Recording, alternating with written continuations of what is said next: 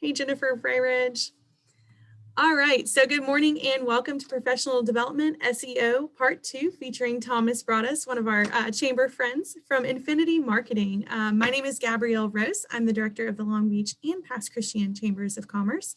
And if this is one of your first time attending one of our events, we definitely ask that you, and you're not a chamber member, we ask that you consider joining the chamber. This is just one of the wonderful opportunities you have to partake in as a member. More information and benefits can be found on our website, which is mscoastchamber.com. And I'd like to give a shout out to our sponsors this morning. We'd really like to thank Hancock Whitney for their continued support. And I'm going to play a quick video from them, so everyone stay tuned.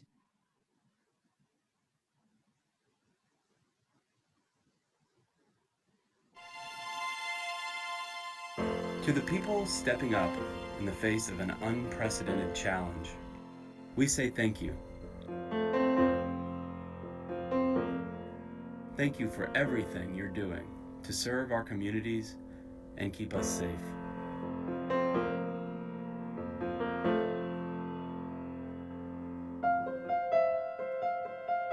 To the people of Hancock Whitney, thanks for being the ones our clients can count on. The comforting face in the window, the trusted advisor, getting it done for the people we serve. Because even though it feels like everything has changed right now, it's reassuring to see that some things haven't. I'm Heather. I'm RJ. I'm Sinead. I'm Stephen with Hancock Whitney. I'm Zanae with Hancock Whitney, and I'm here to help. We'll get through this the same way we always do, together.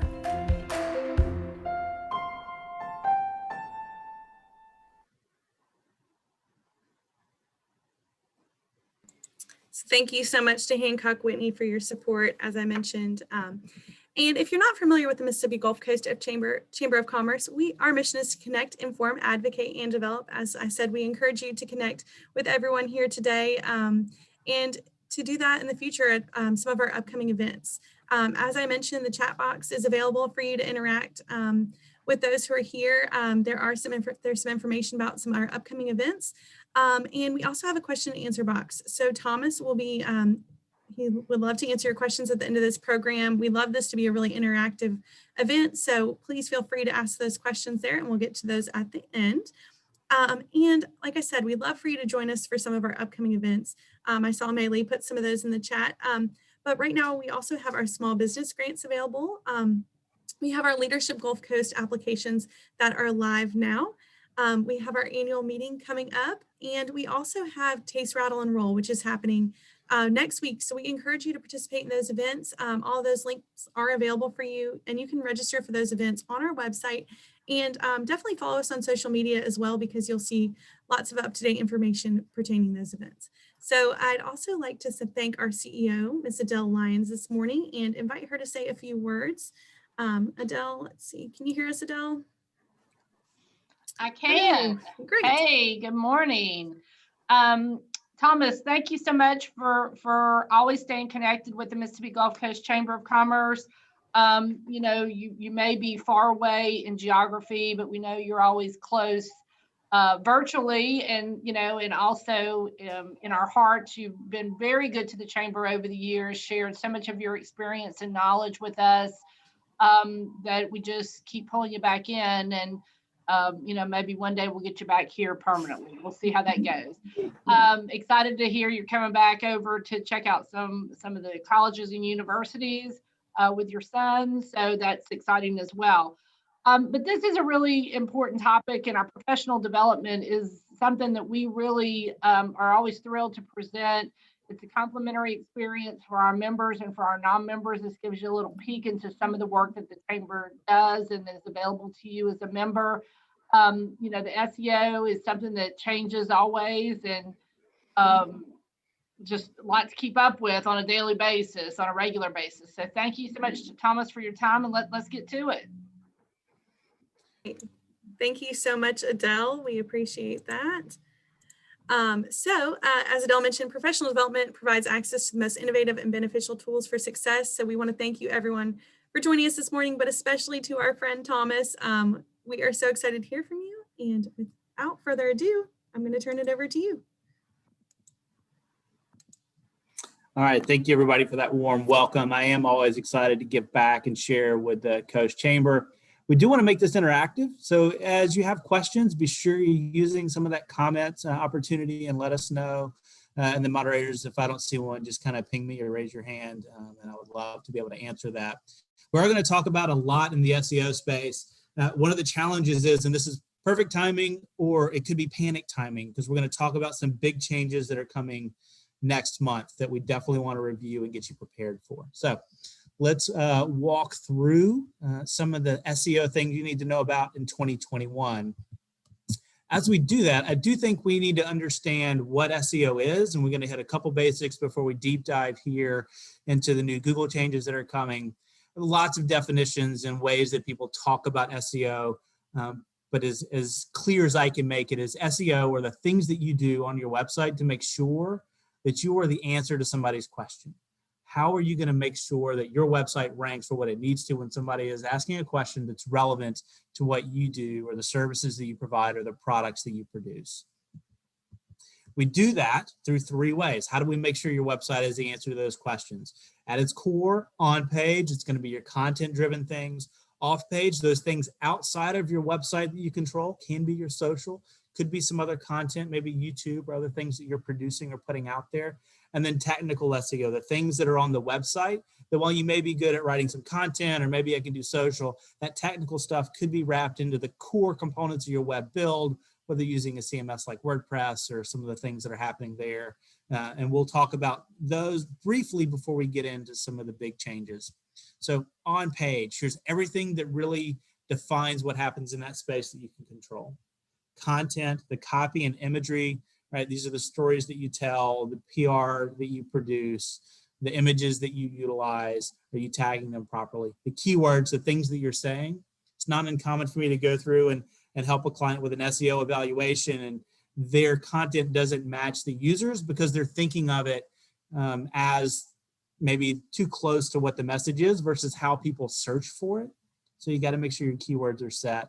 Metadata, this is like your page title, your description, being intentional about how your website shows up in, say, a social share, or even now, I don't know if you've noticed this, in email shares. If I use a link in an email, a lot of times it'll pull up a preview now. Well, let's be intentional about what that looks like, and metadata is how you do that. And then your user experience. And this is going to be what's the design, what's the layout, how easy is it for a user to navigate that website and to get from where they are to where they need to be.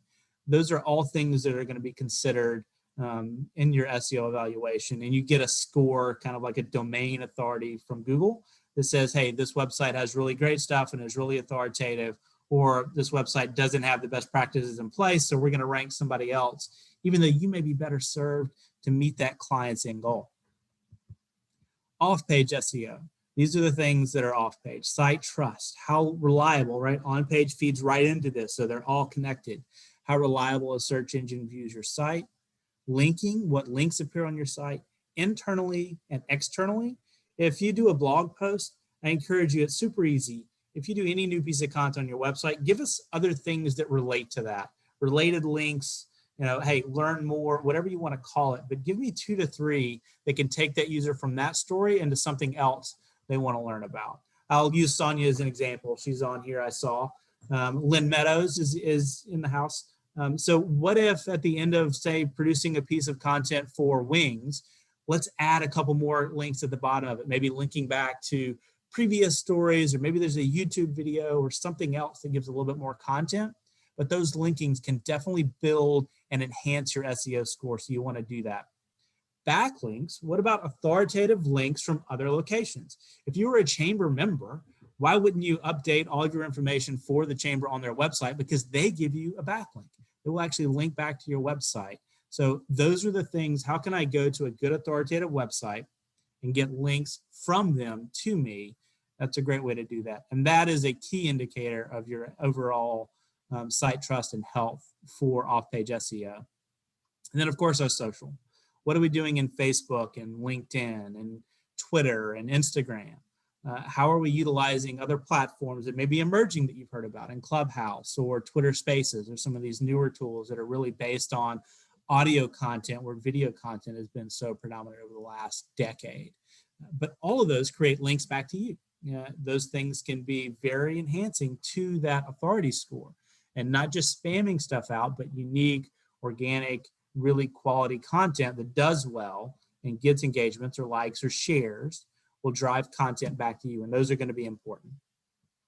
And then the technical stuff. This is the things that, again, you may be able to write, you may be able to think about what happens off page and manage your social, but what about the technical?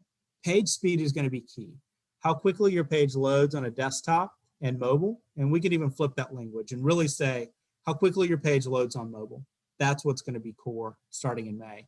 Site security, what level of security at the domain level? When you put your URL in, is it HTTPS or HTTP? What are some changes that are happening in that space? We'll talk about. An SSL certificate provides security. It used to be, it was like, well, I don't sell anything, so I don't need that. It's not the case anymore. Google's going to want you to have that as a base level. No more is it an advantage. It's going to be a negative if you don't have that security tied into your site.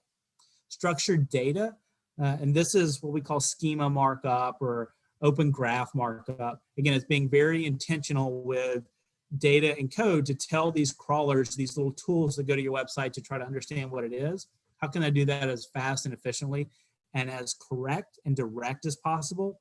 Structured data is the key to that. Schema markup is where you're going to learn more about how to do that. And we'll actually look at some ways to test your website here shortly for that. And then functionality. How well is the site actually doing? Is it doing what it expects to do? Is it, executing the clicks and the commands in the way that it's supposed to? All those are going to be core key technical SEO. So on page, off page, and then your technical components are key. So what's happened? Google controls, 90+% of search now. More if you include all the other components of Google image search and Google, YouTube searches. It's a tremendous driver of what happens. In fact, if you're focusing on this and only on Google, you're going to survive on any other platform as far as organic search that happens. And we define organic search as that user typing in a question and receiving an answer back in the space. So if you think back into the day, right, when Yahoo ruled the world 20 years ago, it looked very much like a classified page. You saw all the different topics you could choose from, and people thought, well, let's give them all the options that they need. As opposed to now we just get a blank bar that lets us type in whatever we can imagine, and Google can return millions of answers instantly. How do we make sure your website is one of those millions of answers is the challenge? And not only that, how can we distill it down to be one of the 10 that make it to the organic page, plus what they define as absolute top, one of the 3. And that's really difficult to do if you're not planning and doing it intentionally, thinking about it cohesively on page, off page, and technical. But they're changing the rules. Anytime you're using somebody else's systems, you have to be adaptive to those rule changes. And here's what's happening. In May, that is a mere 3 to 4 days from now. So this is where it's great information or it's terrifying information for you. Google Page Experience Update is going to roll out. And there's major changes coming to the ranking factors that determine the trustworthiness of your site based on your on-page, your off-page, and your technical SEO. So let's look at the 3 keys. There's thousands of things that could be impacting this, but we're going to give you the high level. We're going to give you some tools to make sure that you're preparing your website or testing your website to get in a good place. Some things that always happen with Google disruptive updates. It could be rolled back. If it's overly intrusive or it shifts too much stuff, they'll make some changes and tweaks, but we do know that these key factors are going to be the lead factors where they have been secondary or even tertiary factors before. So it's still going to be key no matter what happens and how they resolve to know these things. First, what are the factors? 1, mobile friendliness. Remember when we were talking about the example of usability, what does it look like from a desktop or a mobile? It's got to be mobile first. And that's where you need to think of it. So put the phone in front of everything else, test all your websites there, test all your landing pages, test all your event pages. What does it look like from that device? And then build out from there. If it's a responsive website that is built in a way that understands the screen that you're on, generally that's going to be what you need to do at a base level. There's some other things you can do and understand the psychology of how a user works on a mobile device versus a desktop. But those are going to be the key components. Safe browsing, that HTTP versus HTTPS. How can I make it from a website, and the S just means secure, to a secure website by purchasing some web server stuff and an SSL certificate and have it installed and click through. It sounds really technical, but it's really easy once you figure out. You can buy them from GoDaddy or any web browser. If you just Google it, you'll come to a solution that'll help you. But it's going to have to be that HTTPS no matter what you're doing. If it's a brochure site, and I define a brochure site, you got 4 to 5 pages. You just explain what you're about and what you do, and there's no real transactions that happen on the website. You're still going to need to do this, because what's going to happen is websites that have it, used to be, I would get a preferential treatment from Google. I may get a few bumps up in score or a higher ranking. Now, if you don't have it, you're going to be demoted. So all those people that early adopted, great, you should be in place where you need to.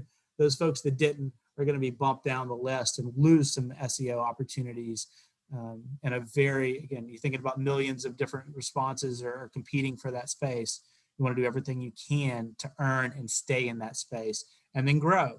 And how do we grow in that space? Well, it's by conquesting, it's by creating more content. So that's going to be key to what you do. And that content we'll look at in a minute can be defined in a lot of ways. It can be off-page SEO, it can be on-page SEO, and we're going to talk about ways that we can integrate those together to really make a successful content plan for you to stay competitive in this new SEO space that we're entering into. When you receive this presentation, we'll make sure everybody has it. There's some really helpful links. The first one is directly from Google. You'll see here more time, tools, and details on that page experience update. So you can really dive into it, spend some time thinking about what Google's going to be doing. If you just search around Google Page Experience Update, you will find dozens of blogs talking about these changes that are coming and more in depth and a lot more of the pieces, but these are the 3 that we want to focus on right now. So let's look at mobile friendliness. What does that actually look like? Here's the top fact you need to know. A delay of 1 second in loading can decrease your web conversions by 70%. You will lose 7 out of 10 people if your website is slower than they expect. So how many of you, if I were to open this up and take a look and into the chat, I'm just curious, we're going to take a quick poll. How many of you are comfortable with your web speed as it stands right now? Anybody? There's a hand raised. There's 2. We're seeing some thoughts here. If you're not comfortable, I'm going to share a tool that shows you a couple of things. One, it sounds really scary, but the Google Lighthouse is a developer tool. If you use the link, it'll take you right there. You can put in any URL and it'll work pretty quickly and you'll be able to see what's going on in that space. But this is a fun website, so I'm going to share a couple of tools here. We're going to look at, well, we'll look at Uber Suggest in a minute. But first, this is great. It's the mobile-friendly Google test. They know they've got all these changes coming up. They know they've got some things that are happening in place. So what would it look like to put in a URL? Does anybody have one in the chat that they would like to volunteer? Anybody brave enough to put one in? If not, we'll pick on 1 or 2 that I know may be here.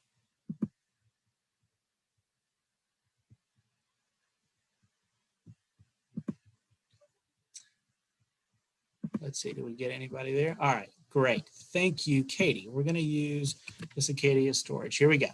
Let's go back to our screen. And this may take a second, but what we're going to look at today are a lot of great tools that are free and we encourage you to use.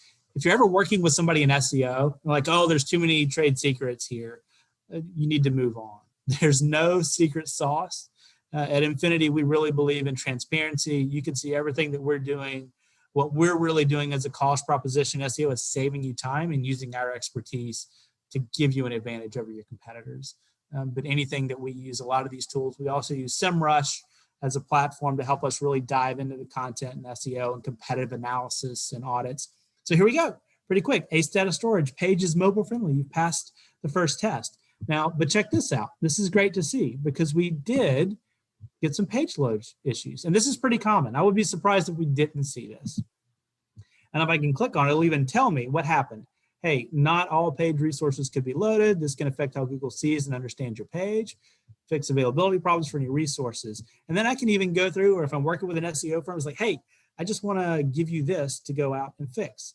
A lot of times what we'll see are things in code. So we're looking at CSS, technical, right? This is the part that describes the layout and the look and the feel of the website outside of the code, the HTML within the website. All these are super common. So nothing over here surprises me, but there's always opportunity for us to tighten these up. And in fact, it changes from time to time based on what Google wants to see and how they expect you to handle any of the changes that happen there. So good stuff. Thank you, Katie, for sharing that from ACE Data Storage. So let's go back and look at some of these other tools that we have. Google Lighthouse is the one that I was talking about that will allow you to use speed checks. It's actually a developer tool, so anybody that uses Chrome has this. You just got to find it a little bit differently. You got to go through some of the settings, or you can use this link, and this link will take you right where you need to go. You put your website in, and it will take you to your speed results and tests, and it will say, hey, you're less than 2 seconds. Gosh, a year ago when we did this, we wanted everybody to be 3 seconds. We've shaved a second off of that. We want everybody to be less than 2 seconds. And we want it to be as fast as we can, knowing that I'm going to lose 7 out of 10 people if my website doesn't respond at the speed that they expect it to. So I'm going to introduce you to some language, and I've even got to pull this up, that you're going to hear, or you're going to start to see in these terms of speed. Because it used to be just be page load. And now we're looking at largest content paint. How long does it take for that first screen to kind of build out and paint out? That's going to be your first marker, and you want that to be your LCP. You want that to be less than 2 seconds. That content paint needs to be there. And then you'll hear some other terms that you'll see on there, but that's the one you need to focus on. And then it'll have your first input delay. How long until a user can actually put an action into your website? And it'll give you, say, hey, that needs to be less than 2 seconds, and it'll share with you where it is. In other words, if you've got a form on your website and it builds out and it's at the bottom of your website, right, it may take time for that page to build out, and it may be more than 2 seconds. So that goes back to our usability of thinking of, well, if I've got input opportunities, maybe I need to move that to the top versus at the bottom. So it gives you lots of great insight around that. And then Checkbot. Checkbot is a great Chrome extension that gives you lots of information around speed, around mobile friendliness, around a few other things that can be very valuable for you to check out. And the thing I like about this that's nice, if I'm looking at my website and I write it down, it's like, hey, I need to work on infinitymkt.com. Maybe I've got an HTTP URL and it needs to be HTTPS. Maybe it's got some redirect things that need to happen with it. Well, what I need to do is also list aspirational websites, say 2 to 3 that I really like, and then competitive websites, 2 to 3 that I'm in direct competition with. And I can use these tools to understand what's happening on their website. So I don't have to think about it intrinsically as this is an Infinity website problem or an ACE data storage problem. Let me see what's going on in their spaces to see where I rank myself in that film or in that kind of list that I would be on. So lots of great links. Again, when you get this presentation, these links will be live for you. You'll be able to click on them. You can Google them from here and you can find them if you'd like. But we definitely think that these are resources that are going to be advantageous for you to start paying attention to. And they're all free. All right, let's look what's next after mobile friendliness, and let's talk about safe browsing. These are our security standards that happen. What happens when somebody goes to a website and it's HTTP? Sometimes now when you do that, you'll actually get a big overlay message in Google that says, hey, this site is not secure. Do you want to continue? And generally, we will not continue. We will refresh the page to see if there's an issue. Maybe we type in the URL again. And in some cases, you may have an HTTPS, but there's a little redirect that needs to happen if you had an old HTTP site. You need to go through and actually set on your domain. Your domain is your web URL, your domain level, a redirect from that HTTP to that HTTPS, which means that anytime, for whatever reason, a browser would bring up an HTTP, it would automatically redirect to that HTTPS standard. So even though you may have the HTTPS, you need to double check what happens if I type in HTTP:// all that stuff. So your two main tools to check this, or on the previous list, is going to be that Google Lighthouse Developer Kit and also that Checkbot Chrome extension. And it'll help you understand, hey, you've got multiple domains out here that need to be URL redirected. And in some cases, it may even be, we're using www.infinitymkt.com. What does that take me to? How does the browser understand where that user needs to be? Is it on the server secure HTTPS, or is it on the open non-secure HTTP? So I would encourage you to test that and see where you are, just so that you know, and your understanding of where you are, and also peek on your competitors and know where they are. Because if they're weak on that, maybe we really turn up the ampage. Let's write a couple more blog posts around some topics that they've been beating us on, so we know we've got an advantage in security, and maybe we can overtake them. We call it conquesting. How can I defeat my enemies and conquest them and take their spot in that organic search? All right, so from browsing and safe browsing, let's go into content. This is the one that is vast and is wide and is a lot of fun to talk about. So quality and quantity and content, you've got to find what your sweet spot is using your resources. Your resources are your people, your person. It may just be you. A lot of times we're the one-stop shop. We're the one person that's handling marketing and PR and social and all the things that wrap into that. So how can I make my job easier and my content better? And I think here's a couple tools that will get you there. Uber Suggest, and we'll look at Uber Suggest here in a minute, just because I think it's a fun platform to look at.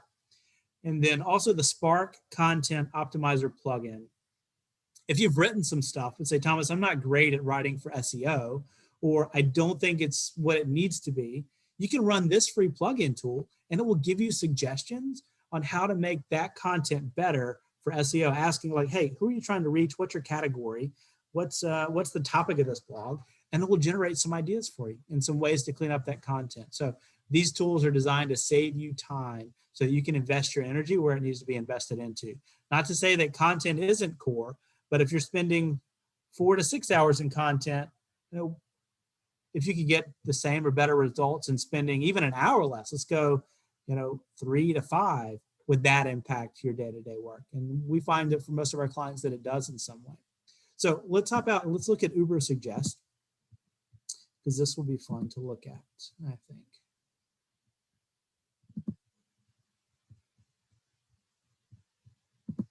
And what is this platform? We don't need that anymore. What does it look like? Well, it's pretty easy. So you just come here and you get a detailed keyword overview. So what do I want to write about? Right, and I can type in any topic that matters to me before I do that. So I'm just going to use marketing as an example. We'll do it from the Infinity point of view. So as I'm here, I can just click search. We get to Google all the traffic lights. Let's see if we can pass the test. That's 1, that's 2, that's 3. I don't see them. I don't know. Let's see what happens. Great, we passed the test. Here's what it tells me right off the bat. I have a difficulty of 1 to 100. Ranking for marketing is fairly difficult at 82, but there's 110,000 searches that happen every month for that. On the flip side, if I wanted to do paid, right, I could do that pretty easily, but it's going to cost me about $8 a click. So here's how we can figure out what's the value of the SEO on my website. If I need 10 clicks a day, right, I'm going to spend $80 a day to get that at this value, roughly. It's going to go up and down, but that seems to be the easy math. So now that I know that my $80 a day budget, if I were to do 80 times 30, what am I at? A lot of money. Is that $2,400? Let's see.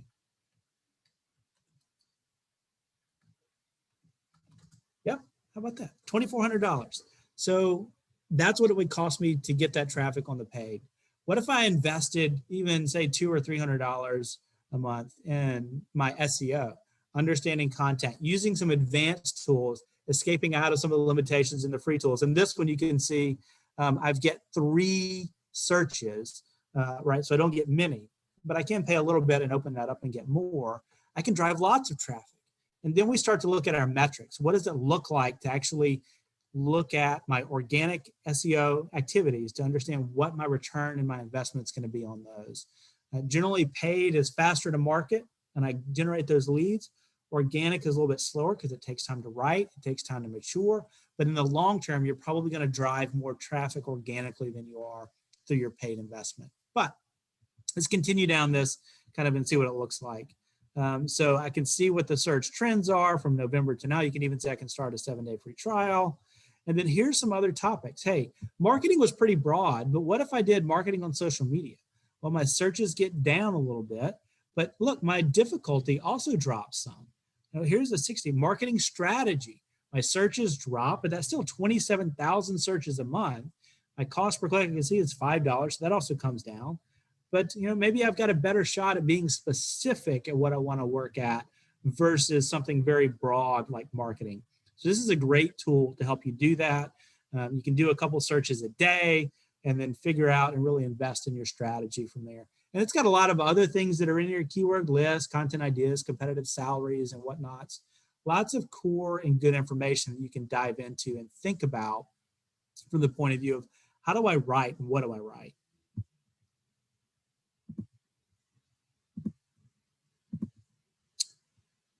So thinking about content too, I would love to see how many of you, maybe you drop it in the chat and we can see it there.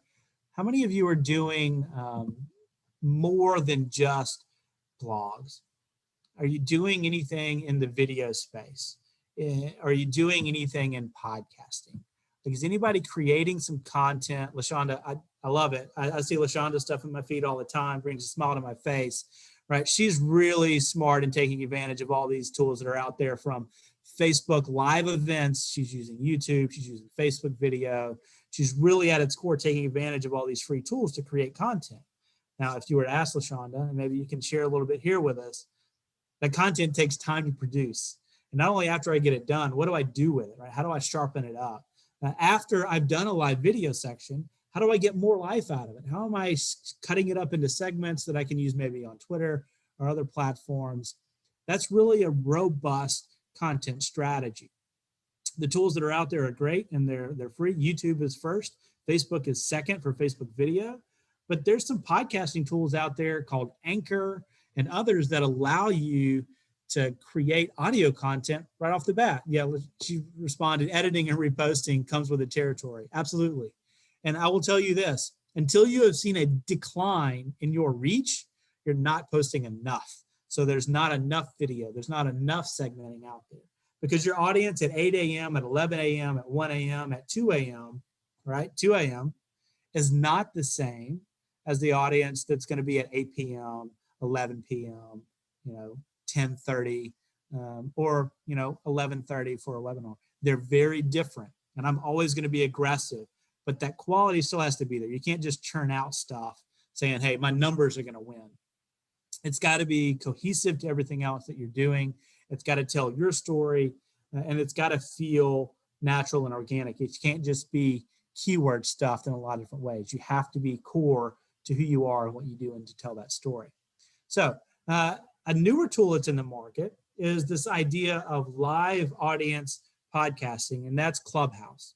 So Clubhouse came on the scene, exploded really early this year, January, February, March, starting to see some declines in some other ways, but that has been pretty amazing to see. But much like Twitter in its infancy, my thought on Clubhouse was, look, it's going to be around by what it does, maybe not by who it is. And we're starting to see that now with Twitter Spaces. So if you're on Twitter and you're using some content pieces, or you're maybe even joining something like a Twitter chat, make sure that you're linking back to your content where relevant. But in Twitter Spaces, you can actually host a podcast. So LaShonda, you're bringing some great folks on to video. What would it look like to bring a panel in to that audio format? So folks that are podcasting or out in the yard, or big podcasters when they're listening and not watching, how can you create content for them? How can you create that video and actually get that audio into where they are? So Twitter Spaces we're seeing as an exploding tool, which means early adopting, right? You're going to get great reach anytime these things come out early adopting for your social. And if you're linking back, you're going to get those links, those backlinks, and quality content attributed to your website. Yeah, she's just looking at Anchor. My junior in high school, one of his class projects was, hey, you need to start a podcast and you need to report on world history and I'm going to grade you on the quality of your podcast. What a world we live in now. No longer do they have to worry about essays and cursive.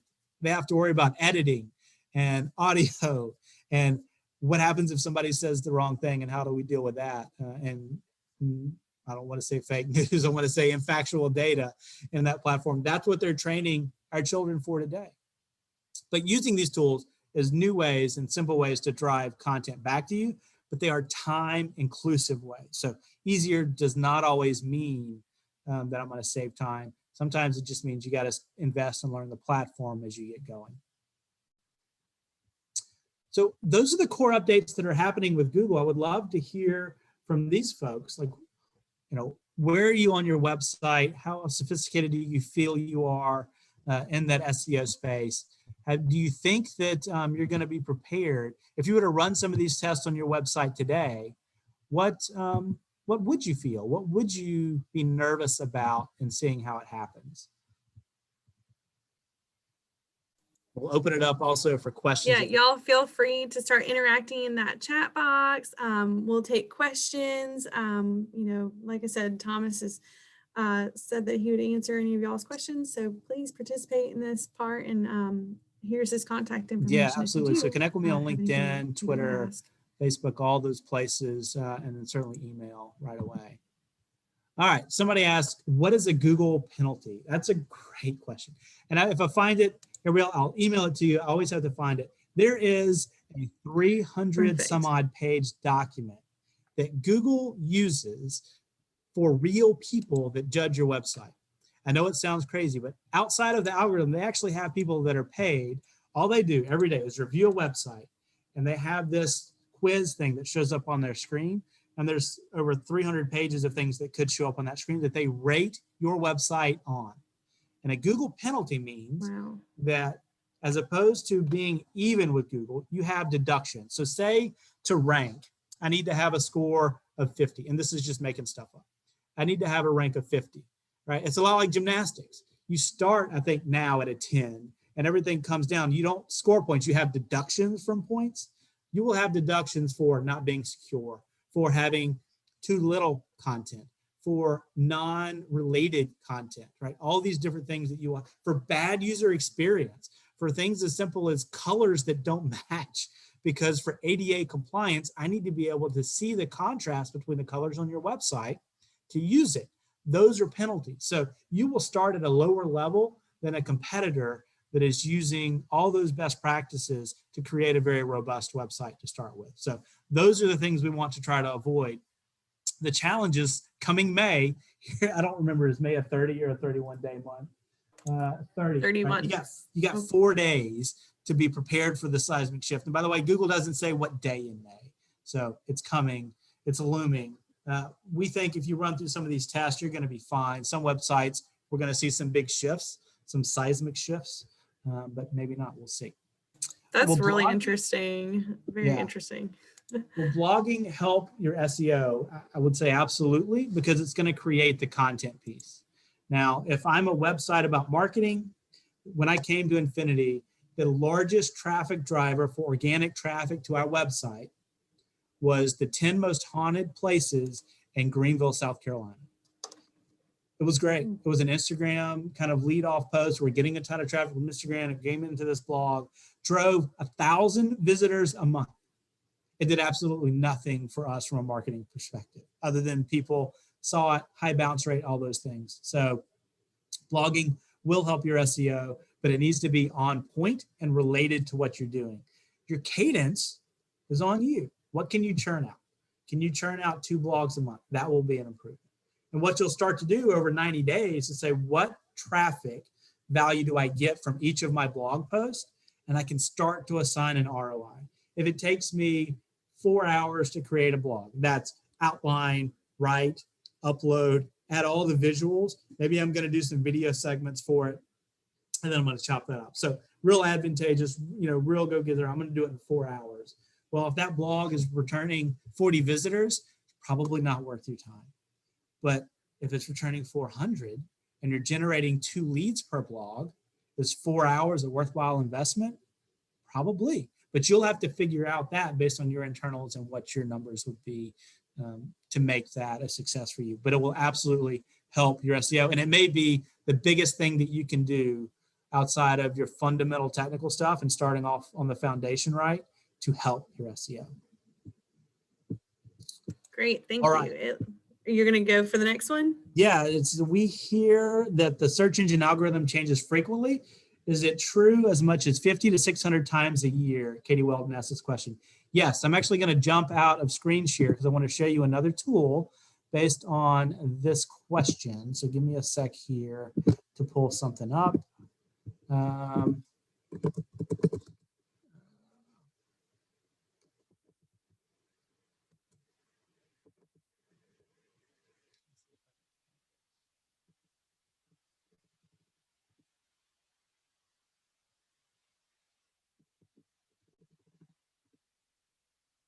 Yes, here we go. I'm going to share this screen so you can see it from Google so you can find it yourself as well. This is great. This is called the Semrush Sensor. So it actually monitors that Google rank algorithm by vertical. So if I click on this link, here's what we can see right off the bat. What changes happen? Anything above a certain level shows me that there's been a change. So business, hey, normal range. We expect to see volatility. So does the algorithm change daily? Some stuff changes daily. Look here, on April 9th, there was a high impact change that happened. Google will never tell us what that was. We get big indicators of what happened. If you're keyed in to kind of SEO Twitter, you'll see a lot of things come in play, or they'll share, hey, we're seeing some big changes here. But if it's happening in, say, the auto space, and I'm in the marketing space, I'm never going to see that conversation. But I can come here and look and see a lot of changes. Some cases, look, pets and animals, right? Humane Society of South Mississippi, if you're having trouble reaching people or maybe having some web things, you're low. So you're actually getting restricted traffic for some reason on this time frame. We're seeing some changes there.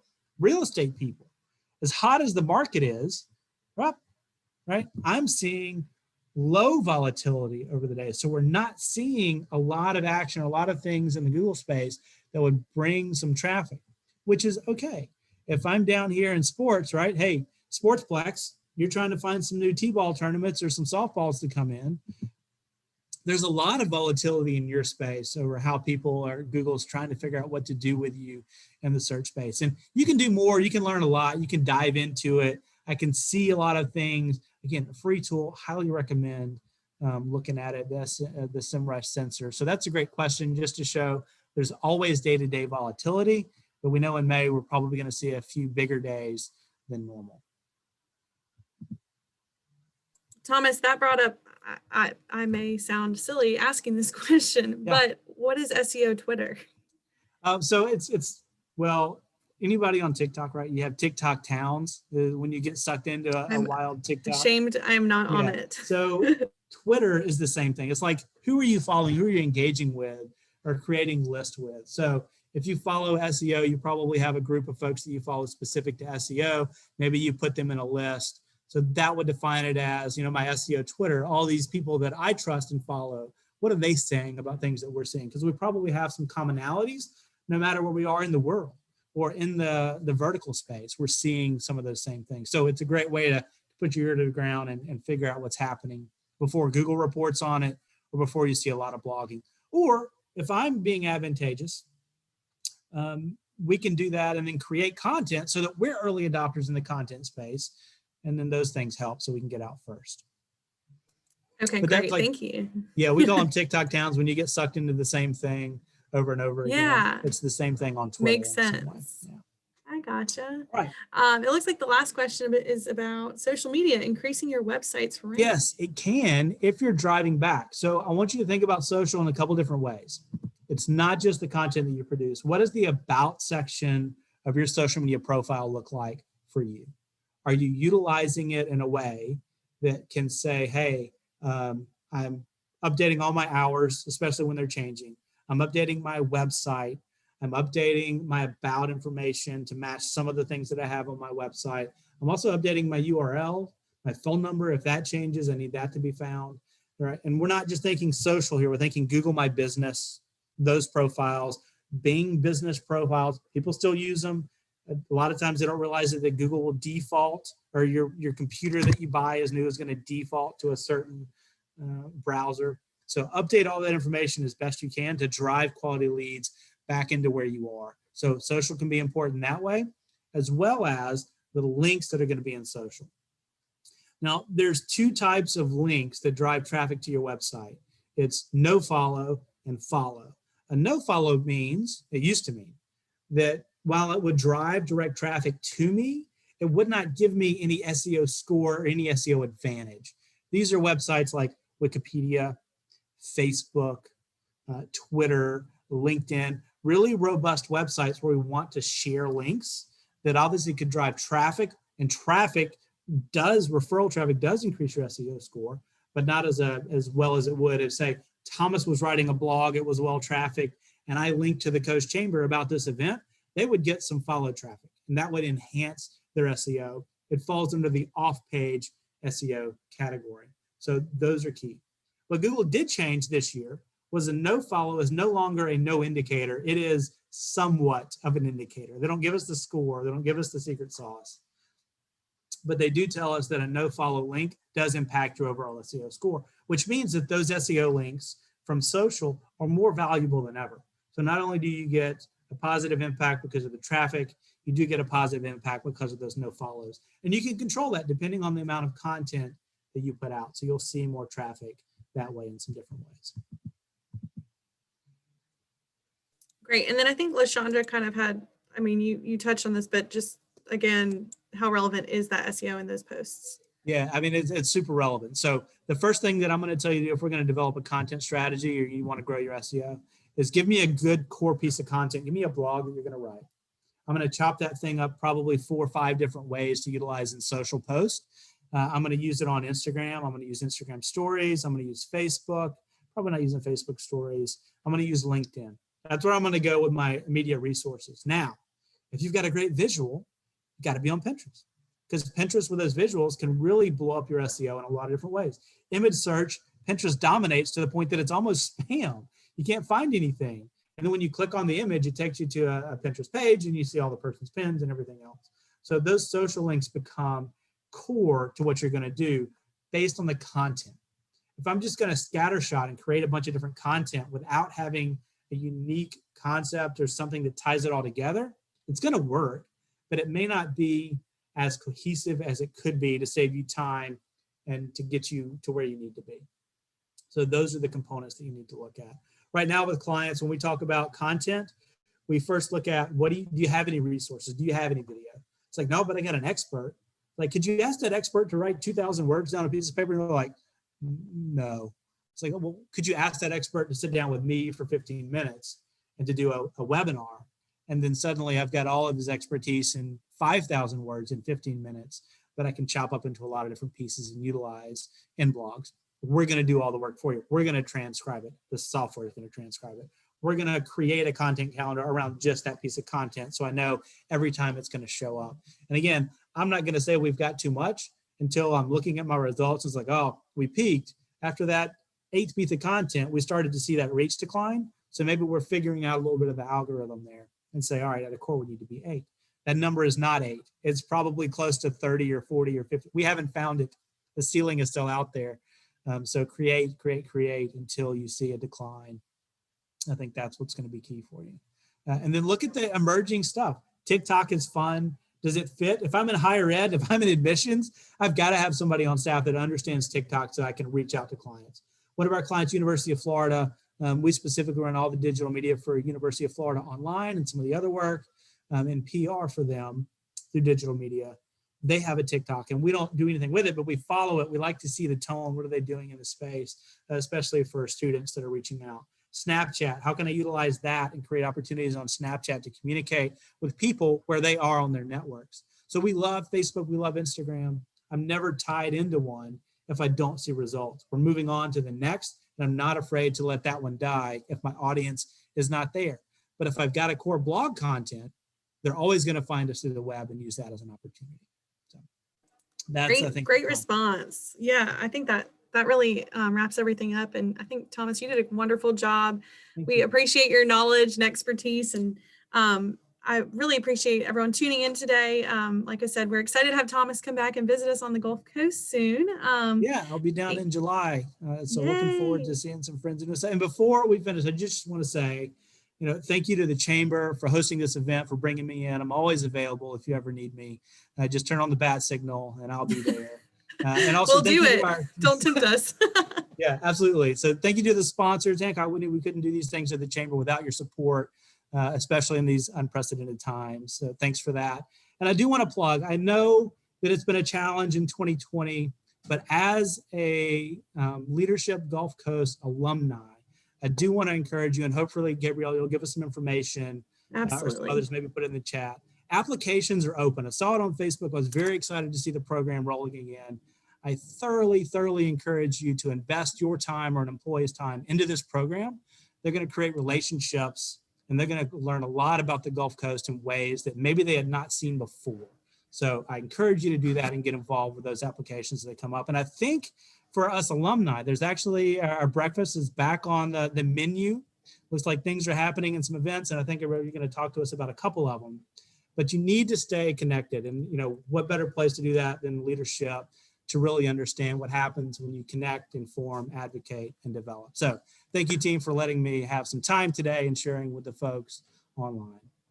Absolutely. Thank you. I mean, you basically wrapped it up for me. But yes, Thomas, I am also a recent Leadership Gulf Coast graduate. So I definitely encourage you to apply to that program. It is wonderful. I did just pop those events back in the chat. Those applications are available on our website. Our small business grants, again, as I mentioned. Taste, Rattle, and Rolls coming up if you want to taste all of Gulfport's amazing food. And our annual meeting at the Beau Rivage will be presenting the Spirit of the Coast Award. So Pat Santucci Award, amazing event. And Lindsay just popped in the chat as well. Leadership Gulf Coast Alumni Affair is September 16th. So maybe you can make another visit back, get with your class again. Yeah, what class were you, Gabrielle? What class? I'm the most recent graduating class. So 2019. Well, congratulations on being the second best class of all time, with 2013 Thank you. being the number one. I'm sure if there's other graduates in here, they might say, yep, I was looking for it. LaShondra said third. Yeah. But again, we thank y'all so much for participating in this event and our chamber events. Thank you again for joining us. Thank you to Hancock Whitney, as Thomas said, a great leader in our community. And if you want to reach out to Thomas, he did leave his contact information. And Thomas, you did mention you'll be sending us the presentation to send out to the participants. Yes, as soon as we end this, I will send it over to Perfect. you, and you can send it out to the folks. We will get that out to y'all. Again, great information. Thank you, Thomas, and thank you, everyone. I hope you have a wonderful chamber day. And with that, we are going to end the webinar. So thank you all so much. Thanks, everybody. Have a great day.